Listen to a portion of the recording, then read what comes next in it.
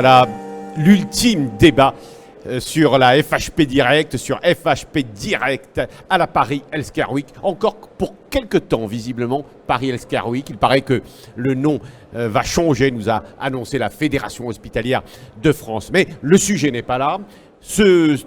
Notre réunion, notre réflexion va porter sur à la fois les patients et l'Europe. Et on va se poser une question, est-ce que l'Europe peut être l'avenir des patients ?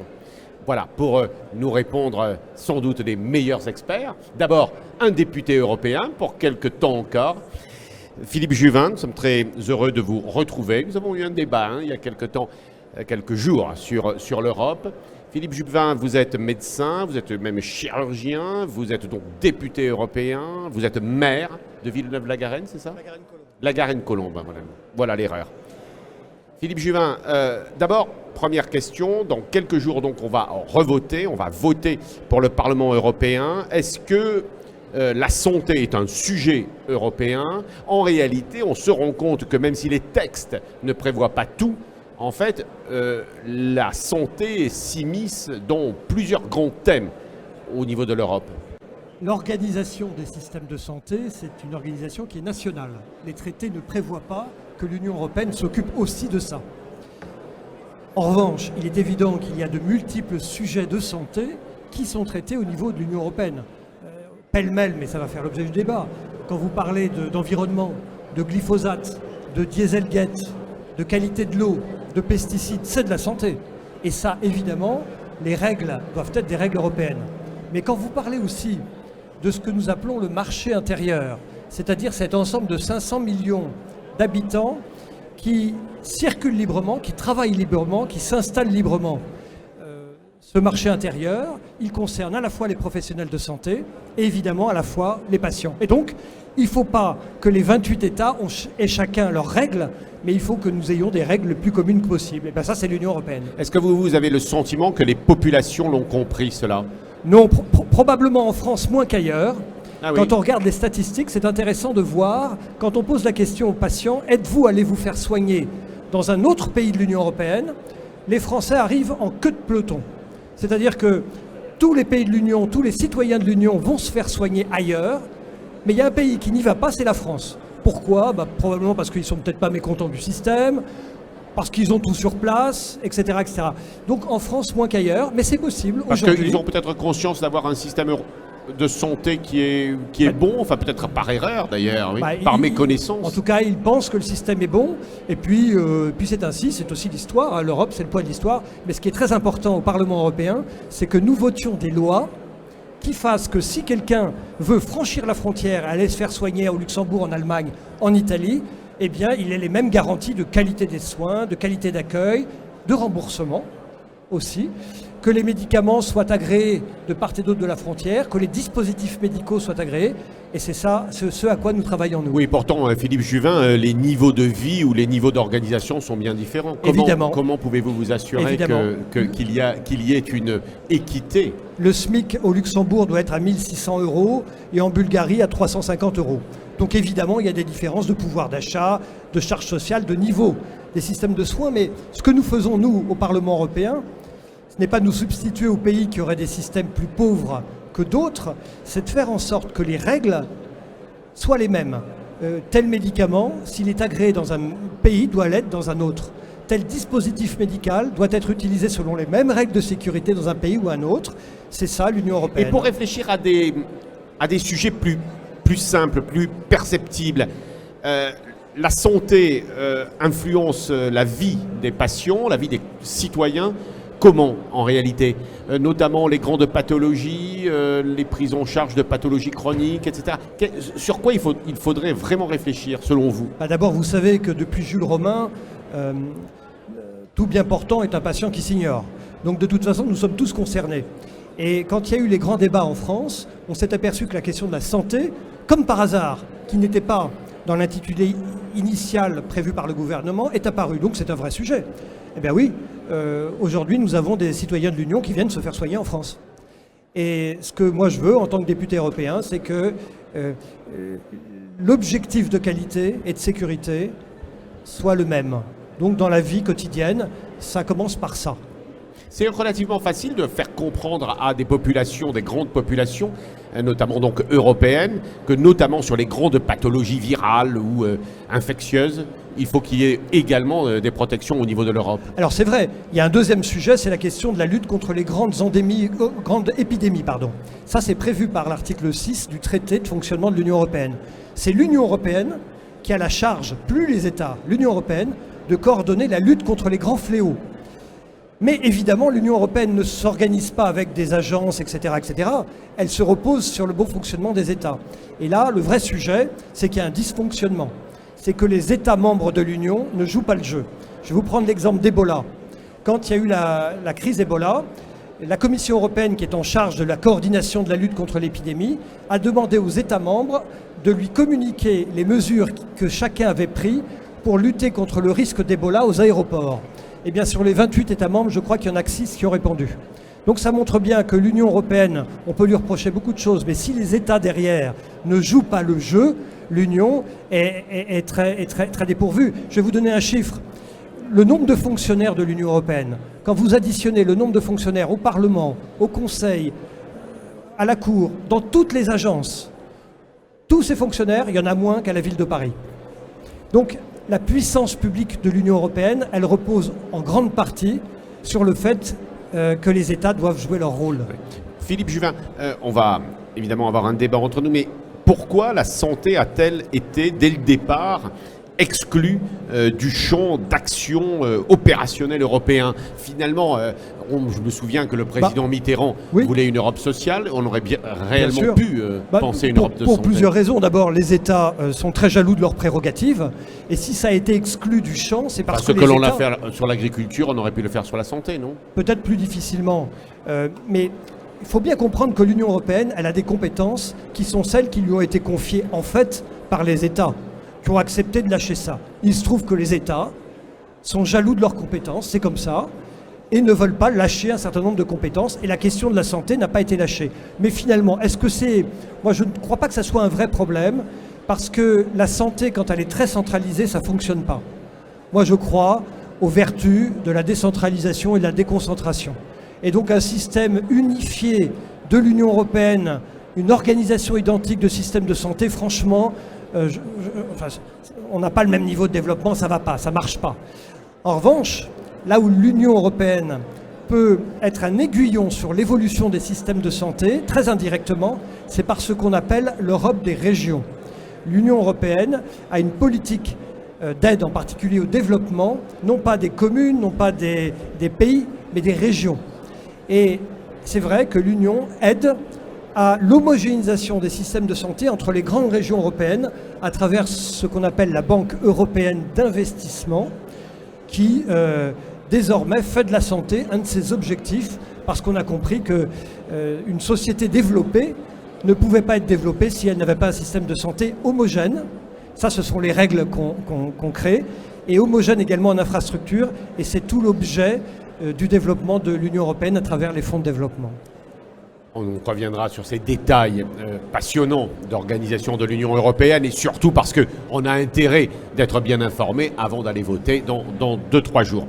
Paul Garassus, vous êtes le président de l'Union européenne de l'hospitalisation privée, donc déjà depuis 5 ans. Depuis 5 ans, en effet. Et une organisation comme la Fédération de l'hospitalisation privée française, nationale, a créé cette Union européenne, enfin a participé. Comment ça s'est passé? Enfin, depuis plusieurs années, non? Alors, l'Union européenne des hôpitaux privés, c'est une fédération chapeau qui se réunit à Bruxelles et qui rassemble 17 pays membres européens, qui en effet a été créée il y a plus de 30 ans avec une fille aînée de l'Église, si j'ose dire, qui est à la Fédération française avec la Belgique et l'Italie à l'époque. D'accord. Donc avec déjà une prise de conscience de la nécessité de travailler avec l'Europe, j'emploie le terme, de lobbyer pour le privé. Oui, alors Bruxelles, le mot lobbyiste n'est pas un mot aussi péjoratif que cela. Alors une dernière fois, c'est une volonté de présenter des faits et simplement de partager avec les décideurs et les administrations les éléments factuels qui nécessitent orientation. Donc à ce titre-là, c'était très anticipateur de ce que l'Europe peut apporter aux citoyens, avec non pas une uniformisation, mais une amélioration des prestations basée sur la performance. Et on est exactement encore aujourd'hui sur ce principe de partage d'expérience et de plateformes informatives dédiées aux qualités des soins. Donc c'est plutôt de l'échange de contenu, d'informations, de... Alors tout à fait, nous on a une plateforme ouverte avec 3 flux essentiels, mais Philippe Juvin le rappelait, la subsidiarité des États membres a expliqué que cette Europe de la santé dédiée aux citoyens reste pauvre aujourd'hui en actions concrètes. Pour autant, des informations qui doivent venir des innovations thérapeutiques issues des pratiques territoriales, la région est un excellent exemple. Deuxièmement, qu'est-ce que l'Europe influe par ses directives sur les systèmes de santé? Et troisième flux important, c'est les échanges entre professionnels, aussi bien au niveau des hôpitaux que des médecins, que des technologies médicales ou de la pharmacie, et surtout les patients. Et sur ces sujets-là, ça marche? Bien sûr, moi j'ai un immense plaisir de revendiquer cet espace de dialogue, de réflexion, d'échange d'expériences qui enrichit nos débats. Une dernière fois, l'avantage est de décloisonner, même si aujourd'hui le débat est très pauvre aujourd'hui dans tous les pays européens avant le vote pourtant essentiel au Parlement ce week-end. Ces réalités sont vraiment vécues par patients, professionnels et administrations de façon positive et collaborative. À Bruxelles, on travaille tous ensemble. Oui, alors, Ama Kwesi, quelle est votre opinion sur ces sujets-là? Et notamment, vous êtes devenu un spécialiste des passions experts, puisque vous avez créé et dirigé l'Institut français de l'expérience passion. C'est bien cela? Donc, il est français, l'Institut. Oui, tout à fait. Mais peut-être demain sera-t-il également européen. Comment, Ama Kwesi, quel est le sentiment que vous avez sur l'évolution de la pensée européenne sur la vie, le comportement, les sentiments en réalité des patients, ou en tout cas des citoyens et des patients, qui un jour, comme le dit Philippe Juvin, deviendront patients? Écoutez, déjà merci de votre invitation. Moi je dirige un institut français de l'expérience patient. Donc le sujet pour nous, c'est avant tout de faire prendre conscience à l'ensemble des acteurs de santé de l'intérêt qu'il y a à prendre en compte le vécu, l'histoire de vie des personnes qui sont confrontées à un problème de santé. Et de ce point de vue-là, on ne peut pas dire qu'il y ait de différence fondamentale entre ce qui se passe pour nos concitoyens ici en France et dans d'autres pays. J'en veux pour preuve que cette dynamique autour du patient, cette dynamique autour de la prise en compte de son vécu est une dynamique totalement transversale.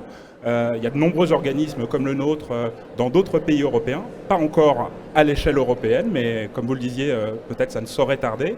Je crois qu'au fond, ce qui est à l'origine de ce mouvement, c'est un fait sociétal, un fait simple, c'est que dans tous les compartiments de notre vie, il y a de plus en plus d'attention portée à ce que nous traversons, à ce que nous vivons, à nos émotions pendant une expérience, qu'elle soit une expérience de loisir, une expérience de transport. Et l'amélioration de la qualité des services dans tous les autres secteurs d'activité se fait en faisant participer les personnes concernées, les utilisateurs, les consommateurs. Donc pourquoi ne pas le faire dans le domaine de la santé, où l'enjeu c'est la création d'un sentiment de confiance entre professionnels de santé et puis patients. Ama, vous travaillez à partir d'échanges entre professionnels, entre patients. Comment ça fonctionne, votre modus operandi, pourrais-je dire? Alors, le défi que nous avons devant nous aujourd'hui, c'est celui de faire évoluer la culture des professionnels de santé, la culture des acteurs du système de santé, parce qu'il y a une aspiration réelle et forte des citoyens à être partie prenante des évolutions du système de santé. Mais est-ce que les professionnels de santé sont prêts? À l'échelle française, on voit qu'il y a encore un certain degré de maturité à atteindre. Donc notre modus operandi pour y venir, c'est de travailler avec l'ensemble de ces acteurs, avec beaucoup de bienveillance, parce que souvent ils sont volontaires. Sont-ils dans les meilleures conditions pour collaborer avec les patients sur les manières d'améliorer leur expérience quand ils sont confrontés à un problème de santé? C'est justement ces questions que nous devons travailler. Donc on fait de la formation de ces acteurs, on fait de l'accompagnement, on développe des méthodes en s'appuyant aussi sur ce que font nos homologues à l'échelle européenne. Il existe un organisme comme le Picker Institute à Londres qui est assez innovant de ce point de vue-là. J'avais eu le sentiment, pour avoir déjà dialogué avec vous sur ces sujets, que vous vous étiez quand même beaucoup, et puis ma propre formation, enfin quand on regarde la littérature, vous vous êtes beaucoup inspiré notamment des Canadiens, non, des Anglo-Saxons, non, pas tant que ça? Alors oui, c'est vrai que les Anglo-Saxons et les Québécois, les Canadiens sont aussi des Anglo-Saxons. Ils parlent français quand ils sont au Québec, mais n'oublions pas que ce sont avant tout des Anglo-Saxons. Et ils ont développé ce fameux modèle de Montréal qui a beaucoup contribué peut-être à populariser cette notion d'expérience patient ou de participation active des patients aux prises en charge et à l'amélioration du système. Donc oui, on s'en inspire. Parce que la comparaison, le benchmark, c'est une chose qui, à l'échelle européenne comme internationale, est une chose indispensable pour faire progresser les pratiques dans le domaine de la santé. Et en même temps, il y a des spécificités françaises. On a des atouts que d'autres systèmes de santé n'ont pas, notamment dans la démocratie sanitaire, la participation des représentants des usagers. Donc il faut capitaliser sur ce que sont nos atouts, aller regarder ce qui se passe dans d'autres pays pour progresser, notamment dans le cadre des méthodes qu'on peut employer. Paul Garassu parlait tout à l'heure d'améliorer la performance des organisations. Nous, ce qu'on observe, c'est que améliorer la performance des organisations, ça se fait dans une logique économique. Les établissements ont besoin de dégager des marges de manœuvre pour assurer leur pérennité. Mais c'est vrai qu'embarquer des professionnels de santé, des soignants notamment, c'est pas toujours facile en mettant en avant les économies à réaliser. Travailler sur l'expérience des patients, travailler sur leur vécu, c'est quelque chose qui est extrêmement fédérateur. Parce que tout le monde se reconnaît dans le sens du métier des professionnels de santé. Donc c'est un levier formidable pour faire avancer les professionnels de santé, tous secteurs confondus, dans la bonne direction.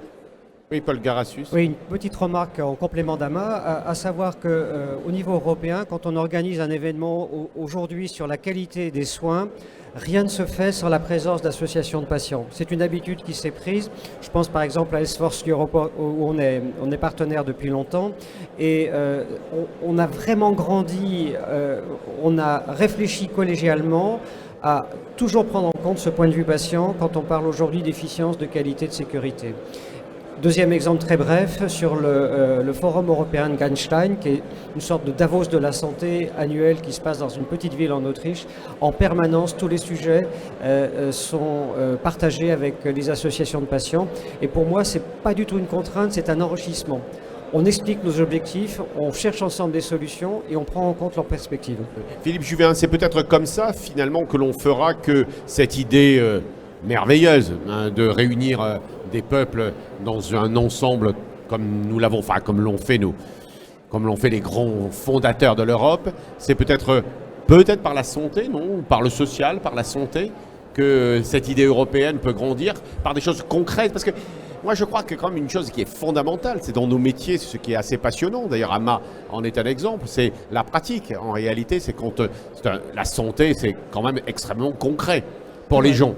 Non mais vous avez raison, en fait la santé représente deux champs qui permettent d'aller vers ce peuple européen. Il y a un peuple européen qui existe, qui a une histoire commune, les fameuses racines de l'Europe, tout ça c'est vrai. Mais la question c'est que scindés en 28 États, ils se sont souvent querellés, fait la guerre, etc.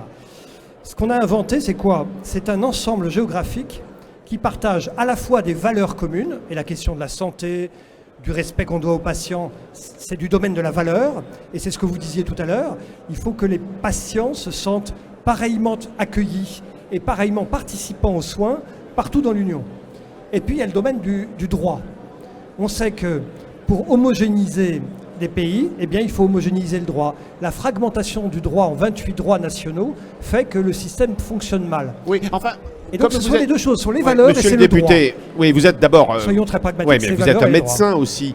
Il y a le droit, mais enfin il y a les pratiques. Oui, mais les pratiques européennes sont quand même très proches, non, au moins dans les pays. Non mais bien entendu, on opère telle pathologie de la même manière en Allemagne et en France. Donc au fond la question n'est pas tant là, et on n'aurait pas besoin de l'Union pour faire ça. On opère pareillement en Norvège qui est en dehors de l'Union et en France. Non, la question du droit est importante en santé. Je vais vous donner un exemple. On parle beaucoup de données, de data en santé. C'est vrai que c'est fondamental. Ça peut être au domicile du patient, les objets connectés, etc., etc. Ça peut être dans les établissements de santé, dans les cabinets médicaux, la gestion des dossiers médicaux. Mais si vous n'avez pas le même droit dans les 28, si vos données ne sont pas protégées pareillement, si vos données à vous... Oui, enfin David de Gruson, que j'ai reçu tout à l'heure, m'a dit que sur les questions de data, c'était essentiellement le droit européen qui prévalait. Ben c'est bien ce que je vous montre. Il faut que ça soit un droit européen homogénéisé, et le drame pour le patient serait justement que le droit ne fût pas le même dans les 28 États. Donc je sais qu'il est plus romantique dans les débats politiques de parler de valeurs, et j'en parle parce que c'est très important. Mais pardon, vous avez invité un député, alors je vous dis pourquoi je suis payé à Strasbourg. Je suis payé pour homogénéiser le droit entre les 28. C'est moins romantique, mais c'est aussi efficace. Je me permets de me réinviter au débat parce qu'en effet, c'est fondamental. Le problème n'est pas d'avoir exactement les mêmes moyens, mais on partage les mêmes problèmes. Si on pouvait partager les mêmes solutions, ça serait déjà un progrès. Deuxièmement, c'est de s'enrichir et troisièmement, de se protéger. On a le plaisir de travailler avec la Commission européenne DG Santé, mais aussi avec DG Connect. Aujourd'hui, la solution pour la sécurité des systèmes d'information, citation à l'inclusion des nouvelles technologies, dont le data center, dont l'intelligence artificielle, nécessite des sécurités. Un pays seul, isolé, n'a pas les moyens de faire face à ces enjeux, à cette problématique. L'Europe, oui, peut répondre. Et dernier argument, c'est que l'Europe sociale, c'est un privilège dans le monde entier. La moitié des dépenses sociales mondiales dédiées à la protection, c'est l'Europe. C'est un capital qu'il faut protéger. On va le protéger avec une valeur source, l'efficience. C'est pas un peu étroit, uniquement l'efficience comme valeur? Non, parce que les valeurs morales, les valeurs humaines, elles font partie du traité de Rome. En 1957, c'était déjà ça. Le problème, c'est qu'on n'a pas voulu inclure la gestion fine, proche de l'humain, éducation, défense, santé. Dans ce traité initial, il était plus facile de parler de régulation des flux des personnes, liberté de mobilité et liberté des capitaux. Réussir cette Europe de demain, c'est réussir cette humanisation de l'Europe et accepter des enjeux qui sont des enjeux organisationnels qui permettent l'efficience. Je le redis, l'efficience, c'est le gage de la pérennité du système.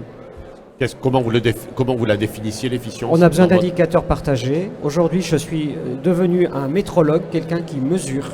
Et plutôt que de faire de la grande déclaration d'intention, notre objectif à nous, c'est de partager certes des valeurs, mais aussi des résultats. Et ces résultats se construisent sur l'observationnel et à partir de l'opérationnel, de définir des stratégies. Ama, les citoyens français, allemands, suisses, anglais, même s'ils vont partir et que les Suisses ne sont pas tout à fait dans la communauté européenne, etc., c'est vraiment l'efficience, c'est vraiment l'argent qui les intéresse, ou la qualité, ou alors, oui, l'efficience c'est pas l'argent, mais enfin bon, c'est d'accord.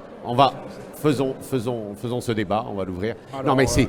Alors, tout dépend si on s'adresse à eux en tant que citoyens contribuables ou si on s'adresse à eux en tant que citoyens potentiellement confrontés à un problème de santé. Non, moi ce que je voulais, c'est revenir sur la question des valeurs, parce que on l'évoque comme si les valeurs, bien sûr, elles sont partagées, c'est quelque chose qui est fondamental, mais la question qui peut se poser du point de vue des citoyens et des patients, c'est la façon dont ces valeurs sont incarnées, dont elles vont se transposer au plus proche des malades. Et là, force est de constater que en France, comme probablement dans beaucoup de pays d'Europe, cette humanisation des soins, elle peut parfois être mise à mal. Et là, on veut rentrer dans des choses extrêmement concrètes. La façon dont les professionnels vivent leurs conditions de travail, par exemple, peuvent conduire ces professionnels de santé à être moins peut-être dans l'humanisation des soins, moins dans la prise en compte du vécu des personnes. Et donc, il faut imaginer des solutions qui soient réellement concrètes et qui vont permettre de mettre en accord des valeurs que nous partageons tous, au niveau français comme au niveau européen, mais avec des actes. Et donc c'est pour ça que l'Institut français de l'expérience patient a comme objectif d'accompagner les professionnels, quel que soit leur secteur d'activité, pour réussir à accomplir ce défi. Je voulais vous parler quand même, on va se diriger vers la fin de cet entretien, mais sur les droits. Alors notamment droits fondamentaux, droit à l'IVG, droit évidemment aujourd'hui à la mort, en tout cas, peut-être droit à avoir des soins palliatifs, etc. Alors on sait bien qu'il y a des cultures différentes ou des approches différentes de chaque pays, même au sein de l'Europe, entre, j'imagine, la Pologne et nous, l'Espagne, etc. Mais enfin, il y a quand même des droits à partager, non, Philippe Juvin? Il y a évidemment des droits à partager, il y a même une charte des droits fondamentaux. Mais cette charte, il ne faut pas la vivre comme quelque chose d'acquis définitif. Non, mais ça, on s'en rend compte. Pourquoi? Oui. Parce que même actuellement au sein de l'Union, vous avez pris l'exemple de l'IVG. L'IVG fait l'objet au Parlement européen. J'ai siégé 10 ans au Parlement européen, je termine là. Je ne me souviens pas d'une seule session du Parlement de Strasbourg où nous n'ayons pas eu un texte qui n'évoquait pas l'IVG. Ce qui montre que... Pour le remettre en cause. Pour en parler avec toutes les conséquences possibles, y compris le mettre en cause. Et donc, cela vous montre quoi? Cela vous montre que nous sommes certes un peuple européen, mais partagé par des lignes de convergence, mais aussi de divergence. Eh bien, les parlementaires européens sont aussi là pour affirmer des valeurs. Moi, par exemple, évidemment, j'ai chaque fois qu'il était nécessaire défendu le droit à l'IVG pour les femmes qui en avaient besoin. Ça va de soi. Mais d'autres de mes collègues, par exemple, vous avez cité les Polonais, c'est vrai, Lituaniens, et encore pas tous. Au sein des nations, vous avez des partages qui compliquent la donne. Donc, voilà, l'Europe n'est pas une donnée acquise. Les droits ne sont pas des données acquises. Et il faut en permanence y travailler, répéter, etc. etc. D'ailleurs, vous savez, si nous votons chaque année et nous décernons chaque année le prix Sakharov pour la paix, cela montre bien que nous avons cette obligation morale de réaffirmer en permanence notre attachement à des droits. On a parlé des droits fondamentaux en santé, je pourrais vous parler des droits fondamentaux de l'expression. La question de la Hongrie aujourd'hui avec M. Orban qui remet en cause les droits des journalistes, les Polonais qui remettent en cause l'indépendance des juges. C'est bizarre que vous ne citiez pas les Italiens qui remettent en cause au moins la ministre de la Santé, la vaccination. Non, enfin je n'en suis pas encore là. Je ne vous ai cité que les cas qui étaient actuellement officiellement mis en cause par la Commission européenne. Mais effectivement, quand le ministre de la Santé italien remet en cause des évidences scientifiques... Alors qu'elle est médecin. Il nous appartient à nous tous de réaffirmer qu'en Europe, nous sommes aussi le continent de Descartes et de la raison. Paul Garassus. En remarque très brève, bien évidemment, on est sur des sujets de santé publique qui sont discutés. On a le plaisir d'être en contact direct, certes avec le Parlement, mais aussi avec la Commission sur ces thématiques. Deuxièmement, j'avais cité Goldstein avec le Forum européen et l'expression des patients sur la fin de vie. Ça a été un moment très fort pour moi. Même si je suis médecin depuis 40 ans, j'ai écouté des choses qui m'ont touché et qui m'ont apporté des réflexions nouvelles. Et l'Europe de la santé, c'est celle des citoyens. Et dans notre secteur de la santé, c'est là celle des malades. Et cette expérience-là est essentielle. Puis la troisième chose, parce qu'on est quand même au niveau de la FHP sur un secteur privé dynamique, et je reviens sur le mot d'efficience, qui est de la qualité et la meilleure prestation possible dans un coût contraint. Le développement dans les pays de l'Est aujourd'hui de l'offre de soins se fait grâce à l'offre privée parce que le financement public est insuffisant pour assurer cette modernisation et aujourd'hui c'est ce partenariat intelligent à construire tous ensemble autour d'une offre de soins partagée, équilibrée qui sera le succès à venir. Ouais. Ama a cité une expérience britannique je crois. Avec le Brexit, tout ça va disparaître ou vous allez quand même garder l'expertise? Je voudrais bien avoir aussi, après avoir votre avis, avoir celui de Philippe Juvin, et on terminera. Alors non, on va dire clairement les choses, et heureusement d'ailleurs. L'expertise qui se partage au niveau international et au niveau européen continuera d'être partagée. Et les pionniers que sont le Picker Institute en Angleterre, l'Institut de l'expérience patient en Espagne, ou si on dépasse les frontières de l'Europe, le Beryl aux États-Unis, les coopérations à cette échelle internationale vont nécessairement se poursuivre. Là où se situe l'enjeu désormais, c'est de passer du discours aux actes, quelque part, et de faire en sorte que les établissements de santé, mais pas seulement eux, puisqu'on parle de plus en plus de parcours de santé, l'ensemble des acteurs du système de santé se mobilisent autour de cette notion de patients participants, de patients actifs dans leur prise en charge. Et puis, naturellement, chaque fois qu'il est question d'améliorer les systèmes, comme le font encore une fois d'autres secteurs d'activité, convoquons les patients qui le souhaitent, donnons-leur les moyens et l'information nécessaire pour être partie prenante à part entière. Et on aura sans doute à récolter des succès de ces démarches. En tout cas, c'est à ça que nous nous employons. Un dernier mot, Philippe Juvin, de notre côté. Sur notre... Vous avez parlé du Brexit, puisque c'est le grand enjeu européen actuellement. Il y aura toujours des coopérations avec les Britanniques. Le sujet, c'est que, évidemment, les Britanniques vont rendre les choses plus difficiles, parce que, au fur et à mesure que le temps va passer, nos façons de voir, nos règlements, nos lois vont changer. Et il y a un jour où on ne parlera plus le même langage. Donc elle est là l'inquiétude. Ça ne va pas se faire brutalement, mais l'inquiétude est réelle. Voilà, on va essayer de ne pas... Enfin, en tout cas, on a peut-être prouvé qu'il ne fallait pas séparer l'intelligence et les sentiments, comme disait une grande européenne, Madame de Staël. Et puis, surtout dire que, évidemment, le tout est plus grand que chacune des parties. Je voulais également à nouveau en profiter, je l'ai déjà fait, mais nous sommes un peu militants sur ces questions-là. Jeudi, donc demain soir à Sciences Po, nous réunirons des centaines de jeunes et de moins jeunes, de professionnels de santé et également d'enseignants autour de l'Europe en se posant la question quelle santé nous voulons pour l'Europe. Voilà, je vous y donne évidemment rendez-vous. Merci à tous.